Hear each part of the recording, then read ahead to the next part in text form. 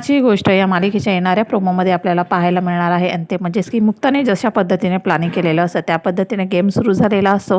तिने सगळ्यांसाठी गिफ्ट देखील आणलेल्या असतात, परंतु सावनी देखील आता असते आणि ती म्हणत असते, काय गं मुक्ता, तू स्वतःला एवढी शहाणी समजते का? माझ्या मुलाला माझ्यापासून दूर करायचं आणि सागरच्या जवळ न्यायचा हा तुझा प्लॅनिंग आहे? अजिबात सक्सेस होऊ देणार नाही आहे. आता गेम सुरू झालेला असतो. सुरुवातीला इंद्रा आऊट झालेली असते, तिला गिफ्ट दिलं जात असतं. नंतर स्वाती, असं करून प्रत्येकजण आता आऊट झालेले असतात. सगळ्यांना गिफ्ट दिलं जात असतं. सावनीचा टर्न आलेला असो, त्यावेळेला तिला देखील गिफ्ट दिलं जात असतं, परंतु ती मुद्दामच तिकडचं एक गिफ्ट चोरून आपल्या पदराच्या आड लपवून आणत असते आणि ते गिफ्ट ती कपाटामध्ये नेऊन देखील ठेवत असते.